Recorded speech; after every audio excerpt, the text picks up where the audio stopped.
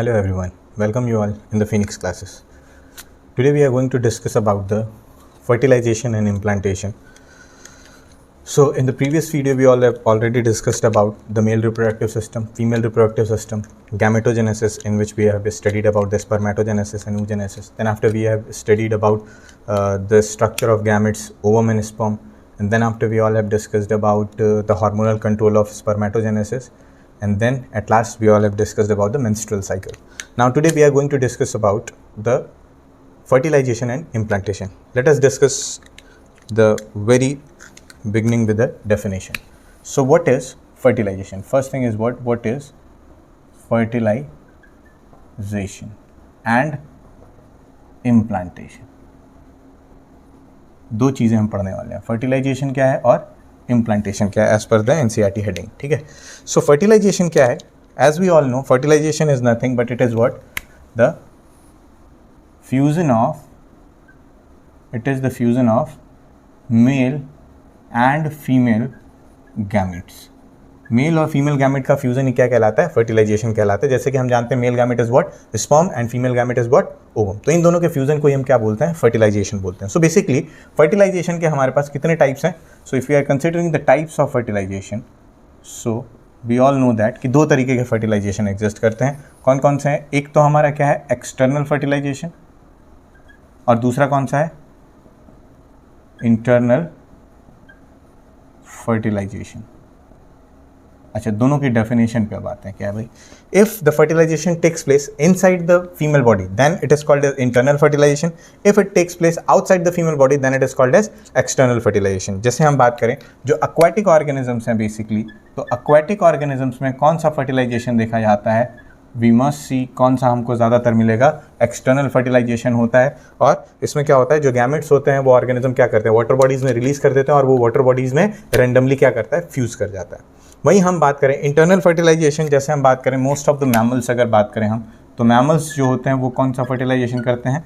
Internal. क्यों? क्योंकि इनकी बॉडी के अंदर गैमेट जाकर के फ्यूज़ करता है, और अंदर फ्यूज़ करेगा तो हम इसको क्या बोलते हैं? इंटरनल फर्टिलाइजेशन कंसीडर करते हैं. ठीक है. इंटरनल फर्टिलाइजेशन में जनरली ओवम जो होगा वो सिर्फ एक ही प्रोड्यूस होता है और स्पर्म की संख्या ज़्यादा होती है, क्योंकि स्पर्म को पहुंचना होता है फीमेल बॉडी के उस पार्ट में जहाँ पे फर्टिलाइजेशन करनी है. ठीक है. इसीलिए स्पर्म की संख्या ज़्यादा है, लेकिन ओवम अपनी जगह पे फिक्स है, इसीलिए वो एक भी रहेगा तो फर्टिलाइजेशन हो जाएगी. बट एक्सटर्नल फर्टिलाइजेशन में ओवम भी ह्यूज नंबर में होता है और स्पर्म भी ह्यूज नंबर में होता है, क्योंकि दोनों को क्या है? एक्सटर्नली रैंडमली फ्यूज करके फर्टिलाइज करना है. सो दैट इसी वजह से एक्सटर्नल फर्टिलाइजेशन में मेल गैमेट और फीमेल गैमेट दोनों का नंबर क्या होता है? ह्यूज होता है. एज कंपेयर अगर हम इंटरनल में बात करें तो फीमेल गैमेट एक ही है, लेकिन मेल गैमेट्स की संख्या क्या होती है? ज़्यादा होती है. ठीक है. सो ये तो हो गया हमारा basic definition about the fertilization. We will discuss about it in detail later on. ठीक है. पहले हम इम्प्लांटेशन अब समझ लेते हैं. इम्प्लांटेशन क्या होता है? एवरीवन नोस इम्प्लांटेशन क्या है. ये देखें भाई, अगर हम इम्प्लांटेशन की बेसिक डेफिनेशन से जाएं तो हम क्या बोलते हैं? Implanting the embryo inside the endometrium is called as implantation. क्या बताया मैंने? Implanting the embryo inside the endometrium में जब हम क्या करते हैं भाई? इम्प्लांट कर देते हैं. किसको? एम्ब्रियो को. इसी को हम क्या बोल देते हैं? इसी को हम क्या बोलते हैं? इम्प्लांटेशन कंसीडर करते हैं. क्या किया हमने? इम्प्लांट कर दिया है एम्ब्रियो. एम्ब्रियो जो है वो जाकर के चिपक गया इनर लाइनिंग ऑफ यूट्रस, जिसको हम क्या बोल रहे हैं? इंडोमेट्रियम. इसमें चिपक गया. इसी प्रोसेस को हमने क्या बोला? इम्प्लांटेशन. इम्प्लांट हुआ तो नाम क्या दिया है? इम्प्लांटेशन दिया. हम जानते हैं एम्ब्रियो कब बनता है भाई? जब भी फर्टिलाइजेशन हो जाती है तो एक स्ट्रक्चर बनता है जिसको हम बोलते हैं जाइगोट. मान लेते हैं हमारे पास एक है क्या? ये मेल गैमेट है. कौन सा है भाई? मेल गैमेट कौन सा होता है? स्पर्म. और वहीं हम इधर ले लेते हैं फीमेल गैमेट. क्या होता है भाई? ओवम. ये दोनों क्या होते हैं भाई? एक प्रोसेस से फ्यूज होते हैं. उस प्रोसेस को हम क्या बोल रहे हैं? फर्टिलाइजेशन. क्या हुआ यहाँ पे? फर्टिलाइजेशन हुई है, और फर्टिलाइजेशन की वजह से ये फ्यूज हो गए और फ्यूज होके एक सिंगल सेल्ड स्ट्रक्चर बनता है. ये ओवम फ्यूज्ड हो गया. अब इसी ओवम को हम क्या बोलते हैं? Now it is called as zygote. अब इसको हम क्या नाम दे देते हैं? It is called as zygote. अब ये जाइगोट में क्या होता है? क्लीवेज होता है. क्या होता है? ये जाइगोट में क्या होता है? क्लीवेज होता है. क्लीवेज क्यों कंसीडर कर रहे हैं? हमने प्रीवियस वीडियो में डिस्कस किया होगा, क्योंकि यहाँ पे क्या होगा? सेल की साइज नहीं चेंज होगी, लेकिन नंबर जो होगा वो सेल का इंक्रीज हो जाएगा. जैसे ये एक से किस में आ जाएगा? 2 में आ जाएगा. 2 सेल्स में डिवाइड हो जाएगा। देखिए सेल की साइज नहीं बदली, उतनी ही साइज है, लेकिन अंदर ही अंदर ये 2 में कन्वर्ट हो गया। फिर सेकंड क्लीवेज होगा, फिर इसी तरीके से ये डिवाइड होते होते क्या हो जाएगा, 4, 4 से 8, 8 से 16, 16 से 32 सेल का ये हो जाएगा। ठीक है, और ये 32 सेल का हो जाएगा। कॉर्नर्स में कुछ स्ट्रक्चर्स बन जाएंगे। ठीक है, कुछ सेल्स से ये सराउंड हो जाएगा और कुछ सेल्स बीच में प्रेजेंट होंगे। अभी हम इसको डिस्कस करेंगे आगे डिटेल में कि ये है क्या एग्जैक्टली। तो ये जो स्ट्रक्चर बनता है इसको हम बोलते हैं ब्लास्टोसिस्ट। क्या बोलते हैं इसको? ब्लास्टोसिस्ट। अभी हम आगे पढ़ेंगे डिटेल में कि ये है क्या, कैसे। अभी ये डायरेक्टली नहीं बनेगा, अभी भी इसके पीछे भी बहुत सारी कहानी है। ठीक है, तो ये ब्लास्टोसिस्ट बन जाता है और ब्लास्टोसिस्ट बनने के बाद ये क्या हो जाता है, it will be implant inside the endometrium. ये क्या हो जाएगा, ये it will implant inside the endometrium. कहाँ ये इम्प्लांट हो जाएगा? इंडोमेट्रियम। और इंडोमेट्रियम में जाकर के चिपक जाएगा। इसी कंप्लीट इंटायर प्रोसेस को हम क्या बोलते हैं? This complete process is called as implantation. फिर से एक बार समझे क्या था फर्टिलाइजेशन क्या है? मेल और फीमेल गैमेट का फ्यूज होना। मेल और फीमेल गैमेट का फ्यूज होना ही क्या कहलाता है? फर्टिलाइजेशन कहलाता है। ठीक है, इसके बेसिक 2 टाइप है, एक्सटर्नल फर्टिलाइजेशन और इंटरनल फर्टिलाइजेशन। किसमें है, क्या है, हमने डिस्कस कर लिया। इम्प्लांटेशन क्या है? जब भी स्टक करता है क्या, जो 32 सेल का एम्ब्रियो है, जो मेल और फीमेल गैमेट फ्यूज किया, फर्टिलाइजेशन बोला, इसके रिजल्ट से क्या बनेगा? जाइगोट बनेगा, जिसको हम फर्टिलाइज्ड एग भी बोल सकते हैं, क्योंकि यही एग फर्टिलाइज हुआ है। फिर इसमें क्लीवेज होगी, क्लीवेज हो जाएगी, धीरे धीरे ये 32 सेल में कन्वर्ट हो जाएगा, उसको हम ब्लास्टोसिस्ट बोलेंगे। ये ब्लास्टोसिस्ट जाकर के क्या कर जाएगा? इंप्लांट हो जाएगा, किसमें? इंडोमेट्रियम में चिपक जाएगा, फीमेल बॉडी के इनर लाइनिंग ऑफ यूट्रस को हम क्या बोलते हैं? इंडोमेट्रियम बोलते हैं। उससे जब जाके चिपक जाएगा तो इसी प्रोसेस को हम क्या बोलेंगे? इम्प्लांटेशन बोलेंगे। अब ये कुछ इवेंट्स के थ्रू होकर के गुजरता है, ये इतना इजीली कंप्लीट नहीं हो जाता। अब अभी हमने सिर्फ एज पर द डेफिनेशन इसकी डिटेलिंग की। अब हम स्टेप वाइज सीखना स्टार्ट करेंगे कि फर्टिलाइजेशन एग्जैक्टली कैसे होता है, स्पर्म कैसे पहुंचता है, एक्रोसोमल रिएक्शन कैसे होती है, किस तरीके से जो है वो ओवम का स्ट्रक्चर चेंज होता है। हमने पढ़ा था oogenesis, जो प्रोसेस पढ़ा है oogenesis, अगर आपने नहीं पढ़ा है तो उसको एक बार पढ़ लीजिए ज़रूर, मैं आपको डिस्क्रिप्शन में लिंक जरूर दे दूंगा।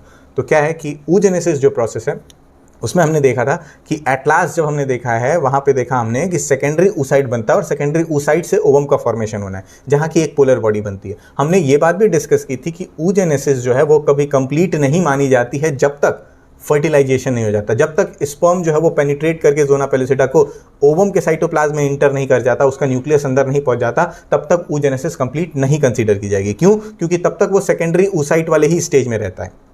ओवम के स्टेज में कब आएगा? जब जो स्पर्म का न्यूक्लियस है वो इंटर कर जाता है साइटोप्लाज्म में, तब वो सेकेंडरी oocyte एग्जैक्टली किस में कन्वर्ट हो पाती है? ओवम में। तभी हम क्या बोलेंगे कि oogenesis कंप्लीट हुई है। तो without penetration by the sperm हम oogenesis कंसीडर नहीं करने वाले हैं कि वो कंप्लीट हो गई है। ठीक है, so now let us move forward. Now let us consider the complete procedure of fertilization. तो फर्टिलाइजेशन में अगर हम इंटर कर रहे हैं तो हमको पहले स्ट्रक्चर देखना होगा सेकेंडरी oocyte का। So basically this we are going to draw here a secondary oocyte. This is what the nucleus of secondary oocyte। हमने मान लिया ये क्या है? न्यूक्लियस है। न्यूक्लियस के बाहर जो इसकी मेम्ब्रेन होगी वो ओवम की क्या है? ये मेम्ब्रेन है। जैसे suppose this is the membrane of secondary oocyte, जो कि आगे चल के ओवम में कन्वर्ट होने वाला है। ये सेकेंडरी oocyte की मेम्ब्रेन है। अब ये जो सेकेंडरी oocyte की मेम्ब्रेन होती है ये बाहर से लिटिल बिट एक और कवरिंग से कवर्ड होती है,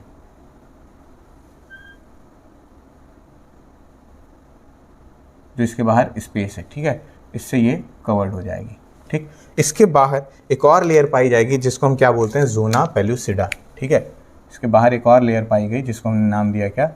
ज़ोना पेलुसिडा।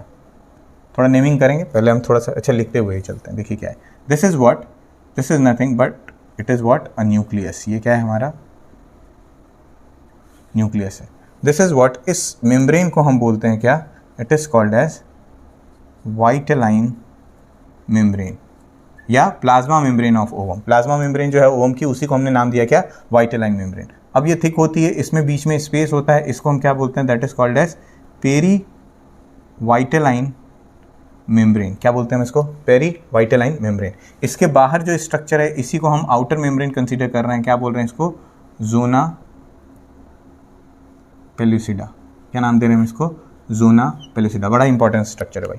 अब इस ज़ोना पेलुसिडा के बाहर भी हमने एक स्ट्रक्चर बनाया था जिसको हमने क्या कंसीडर किया था? अगर आपने पिछला क्लास किया हुआ है तो ओवम का स्ट्रक्चर जो पढ़ा था उसमें हमने पढ़ा था इस तरीके की कोई स्ट्रक्चर पाई जा रही थी इसके बाहर, जो कि फुल्ली डेवलप नहीं है ऑलरेडी। ये क्या है? इसको हम क्या बोल रहे थे? Corona radiata. क्या नाम दिया था हमने इसको? कोरोना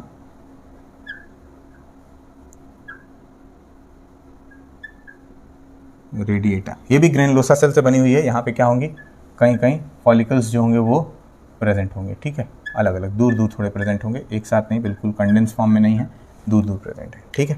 अब ये जो है एक कवरिंग के अंदर प्रेजेंट होते हैं, जिस कवरिंग को हम नाम देते हैं, ये एक कवरिंग के अंदर प्रेजेंट है, एक कवरिंग के अंदर प्रेजेंट है, और इस कवरिंग को हमने पूरा जो है, ये कवरिंग जो है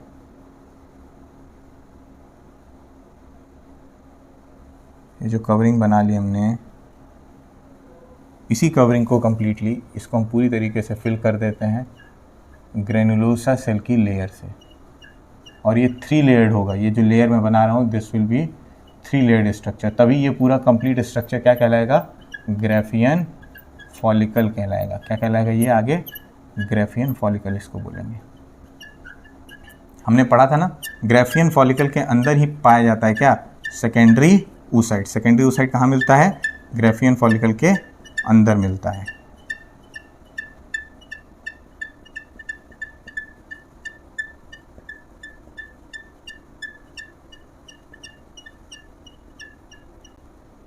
देखिए ये पूरा क्या हो गया हमारा, this is the structure of secondary oocyte। ये किसका स्ट्रक्चर है, सेकेंडरी oocyte का स्ट्रक्चर है। अब ये जो पूरा ग्राफियन फॉलिकल है, ये क्या है भाई, this is what, nothing, it is what, the Graafian follicle. कौन सी सेल है, ये भी ग्रेनुलोसा सेल है, ठीक है। ये मैच्योर फॉलिकल है, इसको हमने नाम दिया क्या, ग्राफियन फॉलिकल का नाम दिया। ये जो न्यूक्लियस है इसका, इसमें कितने क्रोमोसोम होंगे, 23, क्योंकि हम जानते हैं सेकेंडरी oocyte जब बनता है तो वहाँ मियोसिस हो चुकी होती है, फर्स्ट मियोसिस, और मियोसिस सेकेंड अभी बाकी है, कंप्लीट होना अभी बाकी है। देखिए कैसे होगा। सो ये स्ट्रक्चर जो बन गया ये सेकेंडरी oocyte का बन गया। इसमें जो बाहर की मेम्ब्रेन है, ये ग्राफियन फॉलिकल, और जो ये कोरोना रेडिएटा है, इसके बीच में जो स्पेस बचता है इसको हम नाम देते हैं एंट्रम। क्या बोलते हैं इसको हम, it is called as antrum. The cavity found in between the Graafian follicle and the secondary oocyte is called as antrum, जो कि फिल्ड रहती है कुछ न्यूट्रिटिव मीडियम से। This is what, the secondary oocyte। पूरी तरीके से सेकेंडरी oocyte का स्ट्रक्चर है। अभी ये ओवम में कन्वर्ट नहीं हुआ है। जब ये ग्राफियन फॉलिकल रप्चर होगी और ये सेकेंडरी oocyte बाहर आएगा, क्या बताया मैंने, ग्राफियन फॉलिकल रप्चर होगी। कब होगी रप्चर, ये जब LH हार्मोन का सिक्रीशन पीक पे होगा, तब ये क्या होगा, रप्चर होगा, और ये ग्राफियन फॉलिकल रप्चर हो जाएगी और सेकेंडरी oocyte जो है वो बाहर रिलीज हो जाएगा। अब सेकेंडरी oocyte बाहर रिलीज हो गया, अभी भी ये ओवम में कन्वर्ट नहीं हुआ। ओवम में कब कन्वर्ट होगा, जब स्पर्म सेल इससे फर्टिलाइज कर जाए। जैसे हम बात करें, this is just suppose this is the female reproductive tract. इसको हमने मान लिया क्या, this is what, the female reproductive tract हमने कंसीडर कर लिया। ये क्या हमारा फीमेल रिप्रोडक्टिव ट्रैक्ट है। ये हो गई हमारी पेरीमेट्रियम, ये हो गया हमारा ये मायोमेट्रियम, और इस मायोमेट्रियम से कनेक्टेड होती है क्या, इनर लाइनिंग ऑफ यूट्रस, जिसको हम क्या बोलते हैं, इंडोमेट्रियम नाम देते हैं, ठीक है। अब जैसे ही ये क्या होगी भाई, ये वल्वा है, जैसे सपोज एक्सटर्नल जेनिटेलिया है वल्वा, ठीक है, ये यूट्रस की लाइनिंग है। अब यहाँ से जैसे ही क्या होगा, इंसेमिनेशन होगी। इंसेमिनेशन होगी मतलब थ्रू द पेनिस क्या हो जाएगा, स्पर्म जो है वो इजैकुलेट कर दिया जाएगा, और वो कहाँ इंटर करेगा, फीमेल बॉडी में, इसके वजाइनल ऑरिफिस से यूट्रस की तरफ मूव करना स्टार्ट कर जाएगा, ठीक है। इस तरीके से स्पर्म सेल्स क्या करेंगे, यहाँ मूव करना स्टार्ट कर देंगे। As we all know already, ये क्या है भाई, ये है हमारा यूट्रस, ये क्या है, यूट्रस है, ठीक है। ये क्या है, this is what, penis we are considering, ठीक है। प्रोसेस कौन सी हुई यहाँ पे, इंसेमिनेशन हुई है, ठीक है, इंसेमिनेशन हुई है। अब इसके रिजल्ट से ये क्या मूव कर रहे हैं, अंदर जो मूव करता हुआ स्ट्रक्चर दिखाई दे रहा है, this is what, nothing, it is what, sperm, ठीक है। ये स्ट्रक्चर जो है इसके थ्रू ये इंटर किया है। ये जो स्ट्रक्चर है, ये जो ओपनिंग स्ट्रक्चर जिसके अंदर ये इंटर कर रहा है, इस ओपनिंग को हमने क्या बोला है, वजाइना, और बाहरी स्ट्रक्चर जो उसको वल्वा बोलते हैं। अब वजाइना के थ्रू जो है वो स्पर्म सेल्स जो है वो इंटर करना स्टार्ट कर गए किसमें, फीमेल वजाइनल ट्रैक्ट में, ठीक है। अब जो ये फीमेल रिप्रोडक्टिव ट्रैक्ट है, यूट्रस है, अब ये वजाइना का ही पीएच जो होता है, वजाइना का जो पीएच है, that pH is, vaginal pH is about 3.8 to 4.5। कितना होता है पीएच, 3.8 to 4.5। हम जानते हैं 7 से नीचे अगर पीएच होता है तो कैसा पीएच होता है, एसिडिक कंसीडर किया जाता है। कैसा कंसीडर किया जाएगा, एसिडिक। तो वजाइना का पीएच कैसा होता है, एसिडिक होता है। अब जैसे ही स्पर्म सेल्स को इसमें मेल बॉडी इजैकुलेट कर देती है, स्पर्म सेल्स की संख्या हम जानते हैं कितना होता है, 200 से 300 मिलियन होता है। कितना होता है, 200 से 300 मिलियन होता है। बट जब तक ये ऊपर तक पहुंचते हैं फंडस तक, इनकी संख्या सिर्फ 200 रह जाती है। कितनी रह जाती है, 200। मतलब बहुत सारे, 1 in a million पहुंच पाता है कहाँ, ऊपर तक एक्टिवली पहुंच पाता है, 1 इन अ मिलियन, क्योंकि 200 मिलियन में सिर्फ 200 पहुंच पा रहा है, तो 1 इन अ मिलियन पहुंच पाता है। ऐसा सेंटेंस आता है कभी कभी कॉम्पिटेटिव एग्जामिनेशन में, 1 इन अ मिलियन और 2 इन अ मिलियन, इस तरीके से पूछता है। तो 1 इन अ मिलियन स्पर्म सेल जो है वो पहुंचने की एबिलिटी रखता है। जैसे ही इसमें इंसेमिनेशन हो गया, सीमेन को रिलीज कर दिया गया फीमेल बॉडी में, तुरंत जो होता है स्पर्म सेल बहुत तेजी से मूव करना स्टार्ट करते हैं। क्यों? क्योंकि इनको हमने इजैकुलेट किया है कहाँ? फीमेल वजाइना में, जिसका पीएच एसिडिक है, और एसिडिक मीडियम में ये सर्वाइव नहीं कर सकते स्पर्म सेल। इसीलिए स्पर्म सेल्स बहुत तेजी से भागना स्टार्ट करते हैं अपने आप को सेव करने के लिए, और ये तेजी से भागना स्टार्ट करते हैं। और बहुत सारे स्पर्म सेल्स जो होते हैं उनका शेप अच्छी तरीके से नहीं होता। हमने पढ़ा हुआ ऑलरेडी स्पर्मेटोजेनेसिस में कि 60% क्या होते हैं भाई? बेकार होते हैं, जिनका शेप और साइज ही अच्छे तरीके से नहीं होता है, और 40% उसमें से भी होते हैं जो कि क्या है, अच्छे से मूवेबल होते हैं, मोटाइल हो पाते हैं, अच्छे से स्विमिंग कर पाते हैं। तो जो स्विमिंग करेंगे वही जल्दी आगे पहुंचेंगे, बाकी क्या हो जाएंगे? डिस्ट्रॉय हो जाएंगे। तो ज़्यादातर स्पर्म सेल जो होते हैं वो क्या हो जाते हैं? डिस्ट्रॉय हो जाते हैं इस यूट्रस तक जाते जाते ही, ठीक है। इसके बाद भी बहुत सारे कुछ ही पहुंच पाते हैं, आगे पहुंचते हैं। अब ये वजाइना का पीएच जो है एसिडिक, ये बहुत इंपॉर्टेंट है भाई। एसिडिक अगर पीएच नहीं होगा तो प्लाज्मा मेम्ब्रेन जो स्पर्म सेल की बाहरी लेयर थी वो डिसॉल्व नहीं होगी। अगर हम देखना चाहें तो हम यहाँ देख लेते हैं शॉर्ट में, दिस इज़ व्हाट हमने मान लिया स्पर्म सेल का स्ट्रक्चर, यहीं देख लेते हैं, इसी में देखते हैं। ये हो गया क्या भाई? ये था हमारा हेड पार्ट। हेड पार्ट के साथ यहाँ पे हमने 2 न्यूक्लियस, यहाँ पे सेंट्रियोल देखा था, सॉरी, और इस सेंट्रियोल से कनेक्टेड था क्या? मिडिल पीस, और इस मिडिल पीस से कनेक्टेड था क्या? टेल पीस, ठीक है। इस तरीके से कनेक्शन था, और इसके बीच में क्या प्रेजेंट थी भाई? ये माइटोकॉन्ड्रिया कई सारी प्रेजेंट है, ठीक है। ऐसा हमने देखा था स्ट्रक्चर। ऊपर की तरफ एक बल्ज्ड पार्ट था जिसको हम क्या बोल रहे थे? एक्रोजोम। नीचे की तरफ यहाँ क्या प्रेजेंट है? न्यूक्लियस। ये क्या बताया मैंने? This is what? एक्रोजोम, ठीक है। ये क्या बताया था मैंने? न्यूक्लियस। बाहरी मेम्ब्रेन को ही हम क्या बोल रहे हैं? This is only called as plasma membrane. अब ये जो प्लाज्मा मेम्ब्रेन है ये क्या हो जाती है? डिसॉल्व हो जाती है। प्लाज्मा मेम्ब्रेन इसी एसिडिक पीएच में क्या हो जाती है? डिसॉल्व हो जाती है। और इस प्लाज्मा मेम्ब्रेन के डिसोल्यूशन को ही हम क्या बोलते हैं? That is called as capacitation. क्या बोलते हैं हम? यहाँ पे मैं लिख दे रहा हूँ, क्या बोलते हैं इसको हम? कैपेसिटेशन। कॉम्पिटिटिव एग्जाम में अक्सर पूछा जाता है, या बोर्ड में भी 1 नंबर 2 नंबर में पूछा जाता है, what do you mean by capacitation? Capacitation क्या है भाई? वजाइनल ऑरिफिस के अंदर वजाइनल सिक्रीशन की वजह से जब स्पर्म सेल का प्लाज्मा मेम्ब्रेन जो है वो डिसॉल्व हो जाता है, इसी प्रोसेस को हम क्या बोलते हैं? कैपेसिटेशन। अब ये स्पर्म सेल कैपेबल होगा इस ओवम के साइटोप्लाज्म में इंटर करने के लिए। अगर प्लाज्मा मेम्ब्रेन ऊपर होगी तो एक्रोजोम देखिए डायरेक्ट रिएक्ट नहीं कर पाएगा, और एक्रोजोम जब तक रिएक्ट नहीं करेगा तब तक पेनिट्रेशन नहीं होना, वो ओवम में इंटर नहीं कर सकता। सो दैट्स वाई ये प्लाज्मा मेम्ब्रेन डिसॉल्व होना जरूरी है, और वो प्लाज्मा मेम्ब्रेन किस प्रोसेस से डिसॉल्व होती है? कैपेसिटेशन में, ठीक है। तो हम ऐसे लिख सकते हैं, क्या लिख सकते हैं? वजाइनल डिस्चार्ज या vaginal secretion, we can say discharge, what dissolves the plasma membrane of sperm cell and make it capable for the fertilization. That process is called as capacitation. इस प्रोसेस को हमने क्या नाम दिया है? इसी प्रोसेस को हमने बोला है कैपेसिटेशन, ठीक है। कैपेसिटेशन हो गई। अब ये क्या हो जाएगा? ये जो आउटर लाइनिंग है इसकी क्या हो जाएगी? डिसॉल्व हो जाएगी, और आउटर लाइनिंग डिसॉल्व हो जाएगी तो अब ये फर्टिलाइजेशन करने के लिए कैपेबल है। जैसे सपोज ओवम जो है वो इस साइड में अवेलेबल है, इस एम्पुलरिक स्टमक जंक्शन या एम्पुला में ओवम है, और इस साइड नहीं है, तो जो इधर की तरफ जाएंगे वो तो बेचारे शहीद हो जाएंगे, वो तो बचेंगे नहीं। क्यों? क्योंकि इधर तो ओवम है नहीं। कुछ इधर जाएंगे, कुछ उधर जाएंगे, क्योंकि 200-400 ही पहुंचे हैं, कुछ इधर निकल जाएंगे, कुछ इधर निकल जाएंगे, आधे तो इधर ही मर गए बेचारे, ठीक है। तो बहुत तेजी से किलिंग होती है, शहीद होते जा रहे हैं। इतने सारे स्पर्म आए, सब के सब शहीद हो रहे हैं यूट्रस में आते। अब धीरे धीरे वो तेजी से ऊपर भाग रहे हैं, तेजी से ऊपर भाग रहे हैं, भागते भागते क्या होंगे? इनके आउटर मेम्ब्रेन जो होगी वो प्लाज्मा मेम्ब्रेन डिसॉल्व हो जाएगी। प्रोसेस को क्या बोलेंगे हम? कैपेसिटेशन। अब कुछ इस साइड, कुछ उस साइड, जो उस साइड जाएंगे उस साइड ओवम मिलेगा, समटाइम इस साइड ओवम मिलेगा, तो जो अपोजिट साइड चला जाएगा वो क्या हो जाएगा? डिस्ट्रॉय हो जाएगा, और जो उस साइड जाएगा जिधर ओवम है वो फर्टिलाइजेशन के लिए आगे बढ़ेगा। अब फर्टिलाइजेशन कैसे होगी वो प्रोसेस अब हम इसके आगे पढ़ लेते हैं, ठीक है। तो अभी तक यहाँ तक होप्स आपको समझ में आया। यहाँ हमने सेकेंडरी oocyte का स्ट्रक्चर पढ़ा है। यहाँ फीमेल बॉडी में जब इंटर करता है स्पर्म सेल तो किस तरीके से इंटर करता है, कैसे इस सेकेंडरी oocyte तक पहुँचता है। अब ये सेकेंडरी oocyte तक पहुँच गया क्या? Sperm cell. और स्पर्म सेल जब सेकेंडरी oocyte तक पहुँचता है तो उस दौरान ये हम जानते हैं इसकी बाहरी मेम्ब्रेन अवेलेबल नहीं रहेगी। ये बाहरी मेम्ब्रेन अवेलेबल नहीं रहेगी। क्यों नहीं रहेगी? क्योंकि ओव्यूलेशन हो चुका है तभी तो ये यहाँ पे आई है। एम्ब्रियोनिक स्टमक जंक्शन में कब आई है? ओव्यूलेशन जब हो गया उसके बाद आई है। ओव्यूलेशन हो गया मतलब ग्राफियन फॉलिकल जो है वो रप्चर हो चुका है, तो कौन सा वाला पार्ट पहुंचेगा? ये कोरोना रेडिएटर तक का पार्ट यहाँ तक पहुंच जाता है। अभी भी ये सेकेंडरी oocyte वाले स्टेज में यहाँ पहुंचेगा। जब स्पर्म का ये एक्रोसोम इंटर कर जाएगा और अपने क्या कर देगा, अपने पूरी तरीके से जो न्यूक्लियस है उसको इंजेक्ट कर देगा, इसके अंदर पहुंचा देगा, तब उसके बाद ये ओवम में कन्वर्ट होगा। अभी हम देखेंगे कैसे कन्वर्ट होता है। So let us move forward now. हमने क्या क्या चीज़ देखी थी भाई? यहाँ पे जो हमारा न्यूक्लियस था, that nucleus is basically haploid in nature, 23 chromosome है। ये क्या प्रेजेंट है? हमारा न्यूक्लियस प्रेजेंट है। ये जो इसकी मेम्ब्रेन थी इसको हमने क्या बोला था? वाइटेलाइन मेम्ब्रेन बोला था, या इसी को हम क्या बोल सकते हैं? आउटर मेम्ब्रेन ऑफ ओवम या प्लाज्मा मेम्ब्रेन ऑफ ओवम। इसी को हम क्या बोल रहे हैं? Perivitelline space. ये स्पेस कैसा है? वाइटेलाइन मेम्ब्रेन के बाहर का स्पेस है, इसीलिए हमने पेरी वाइटेलाइन स्पेस बोला है। और इसके बाहर जो स्ट्रक्चर थी इसको हमने क्या बोला था? Zona pellucida. और जोना पेल्यूसिडा के भी बाहर एक जो है फॉलिकल टाइप की स्ट्रक्चर पाई जा रही है, जिसको हमने क्या बोला था? Corona radiata.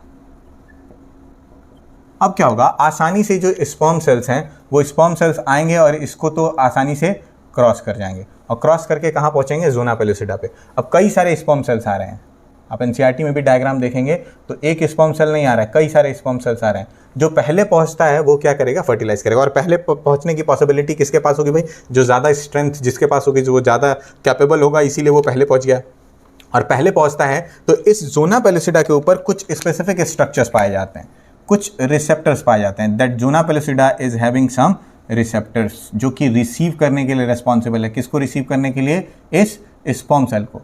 कहीं से भी स्पर्म सेल आए, इसको रिसीव करने के लिए इस जोना पेल्यूसिडा के पास रिसेप्टर होते हैं, और ये रिकॉग्नाइज करते हैं कि सेम स्पीसीज का ही स्पर्म है या डिफरेंट स्पीसीज का है।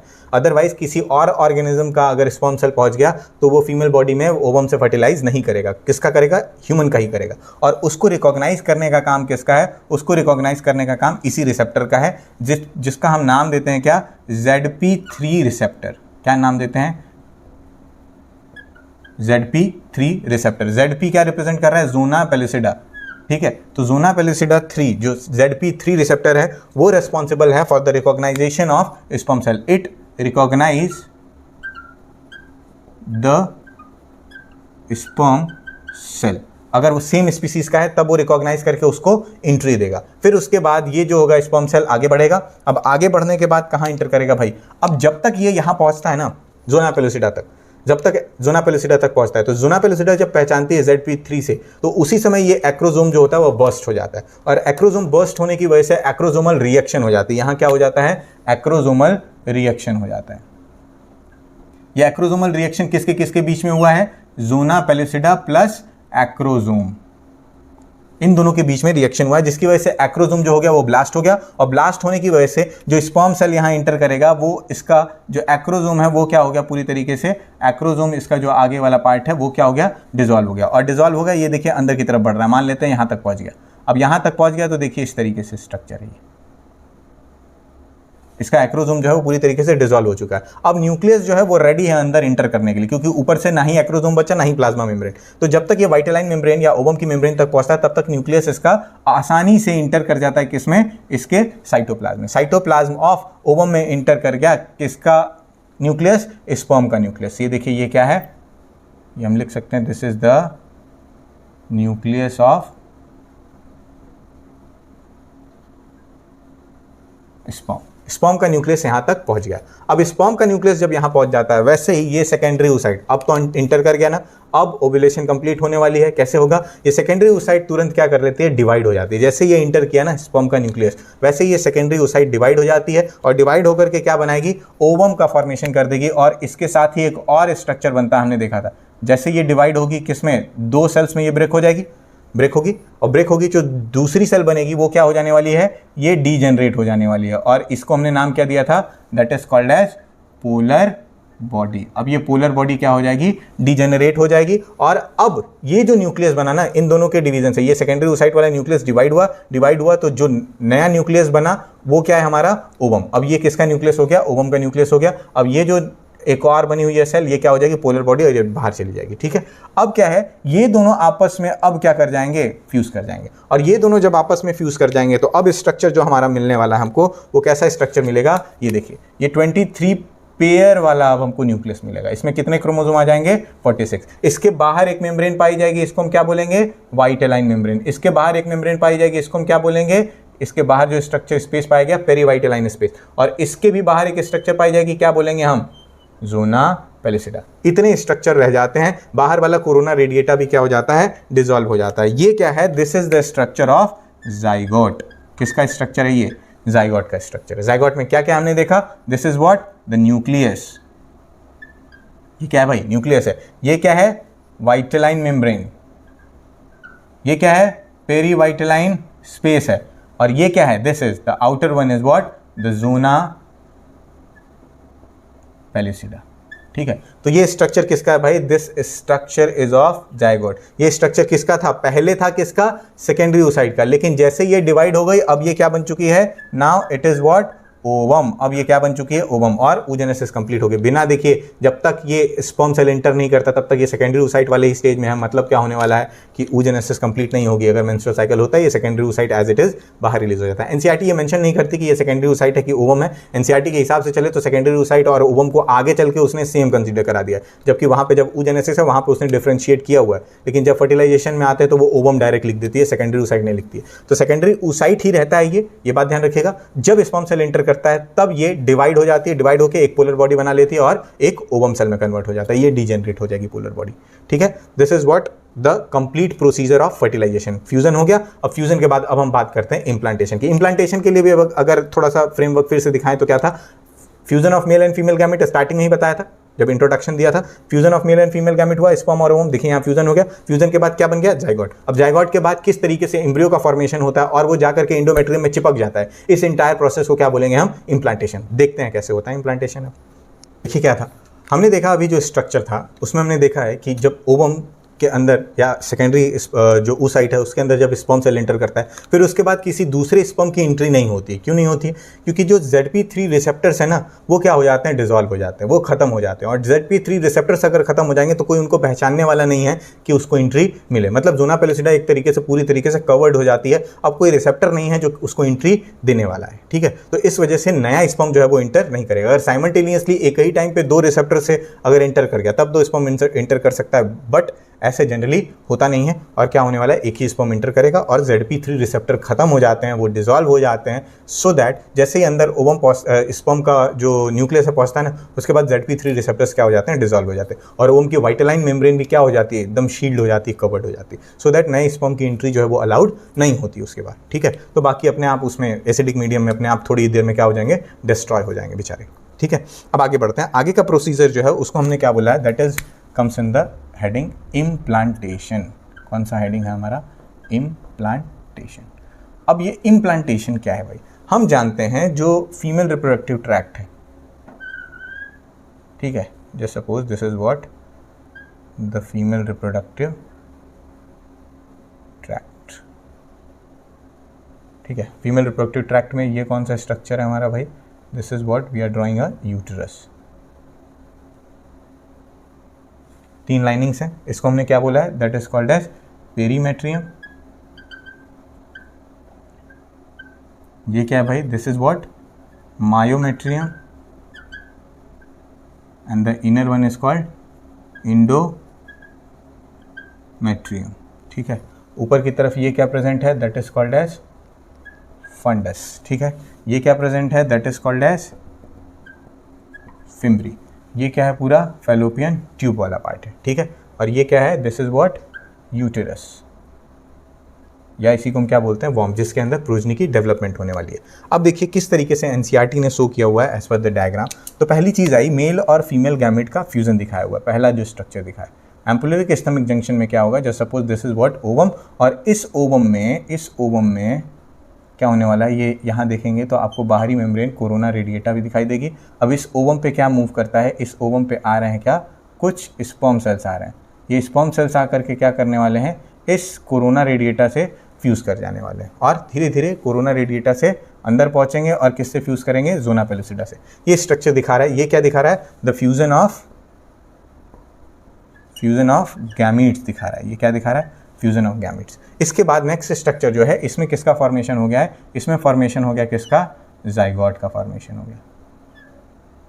ये जाइगोट बन गया। ये क्या हो गया भाई, ये पेयर्ड। ये कैसा है भाई, ये डिप्लॉयड न्यूक्लियस है। ये कैसा है भाई, दिस इज हैप्लॉयड न्यूक्लियस। ये डिप्लॉयड न्यूक्लियस बन गया, मतलब ये क्या बन चुका है, जाइगोट का फॉर्मेशन हो चुका है। और जाइगोट बना है, देखिए इस पे बाहर की तरफ जोना पेलुसिडा अभी भी प्रेजेंट है। ठीक है, तो हम देखें तो एम्पोलरिक स्टमक जंक्शन में ही क्या बन गया, यहाँ पे बन गया क्या, यहाँ बन गई है जाइगोट। ये क्या बन गया है, ये हमारा पहला पार्ट हो गया, हम इसको ए कंसीडर कर लेते हैं। ये क्या बन गया हमारा, ए वाला क्या है हमारा यहाँ पे जाइगोट हो गया। ठीक है, एनसीईआरटी में आई थिंक इसको बी दिया है, इट डजेंट मैटर, हम समझना मेन इंपॉर्टेंट है। देखिए क्या यहाँ जाइगोट बन गया। जाइगोट के बाद आगे क्या होने वाला है, हमने ये बात की हुई है कि इस जाइगोट में क्या होता है, क्लीवेज होता है।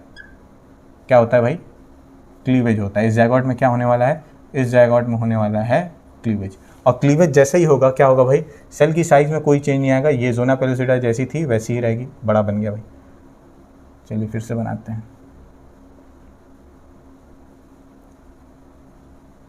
ये जो हमारी जोना पेलुसिडा है वो वैसी की वैसी ही रहेगी, सेम साइज की। ठीक है, अंदर ही अंदर क्या हो जाएगी, ये सेल क्या हो जाएगी, दो पार्ट में डिवाइड हो जाएगी और दोनों में न्यूक्लियस भर जाएगा। क्या हो गया, एक से ये कितना सेल स्टेज में चली गई, 2 सेल स्टेज में चली गई। 2 सेल से फिर ये किस में आ जाएगी, 4 सेल स्टेज में आ जाएगी,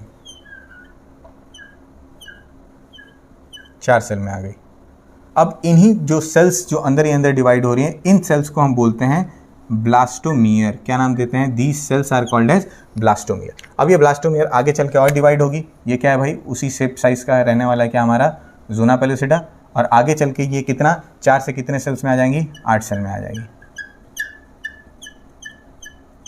ये जो डिवीजन हुआ, अब ये स्टेज जो आती है, इस स्टेज को हम नाम देते हैं मोरूला स्टेज। क्या नाम देते हैं, ध्यान रखिएगा, ये अक्सर पूछा जाता है। क्या है, मोरूला स्टेज। मोरूला स्टेज में जो सेल्स हैं वो कितने नंबर की हो जाती हैं भाई, 8 से 16 सेल्स हो जाती हैं। 8 से 16 सेल्स की हो जाती है। इसको हम कौन सा बोल देते हैं, stage, that is called as morula stage. ठीक है, अब ये क्या है, ये कुछ और नहीं, ये ब्लास्टोमियर ही है, कुछ और नहीं। अंदर जो सेल्स हैं इनको हमने क्या बोला है, दैट इज नथिंग, ब्लास्टोमियर ही है। ठीक है, अब ये आगे चल के और डिवाइड होगी, और डिवाइड होगी तो अब किस में कन्वर्ट होगी भाई, अब ये आगे चल के और डिवाइड होने वाली है। और डिवाइड होगी तो अब ये 16 की जगह 32 सेल में आ जाने वाली है।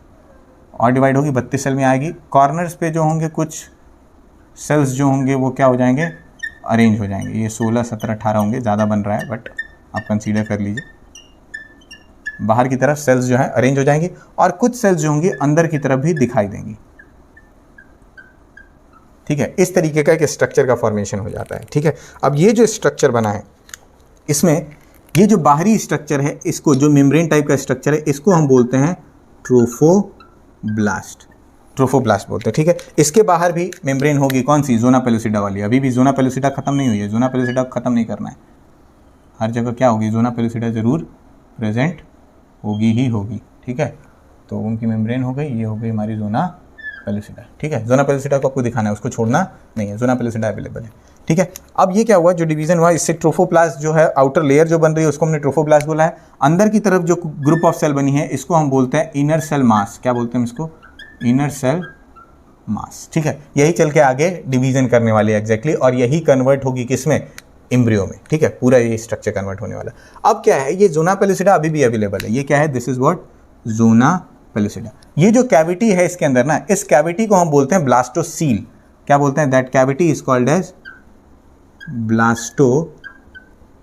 सीलो मतलब क्या होता है, कैविटी, और ब्लास्टोसिस्ट की कैविटी, इसीलिए हमने इसको ब्लास्टोसील बोला है। देखिए पहला डायग्राम ये हो गया, दूसरा हम क्या बनाएंगे, ये हो गया हमारा बी, ये हो जाएगा हमारा सी, ये हो जाएगा डी, और ये हो जाएगा ई। ठीक है, इस तरीके से हम बनाने वाले हैं। ए पार्ट यहीं रह जाता है, बी वाला पार्ट जो है यहाँ पे क्या हो जाएगा, 1 से 2 में आ जाएगा। ठीक है, यहाँ बी वाला आ जाएगा, सी वाला जो है हमारा यहाँ आ जाएगा, सी लिख दे रहा हूँ मैं। ठीक है, डी वाला पार्ट कहाँ आ जाएगा भाई, मोरूला स्टेज कहाँ आ जाता है, जैसे ही ये स्थमस को छोड़ता है किस स्टेज में आ जाता है, मोरूला वाले स्टेज में आता है। जब तक ये ई वाले स्ट्रक्चर में आता है, ये पहुँच जाता है कहाँ, सेंटर ऑफ यूटरस में पहुँच जाता है। कहाँ, सेंटर ऑफ यूटरस में पहुँच जाता है। मोरूला वाले स्टेज में कब पहुँच जाता है,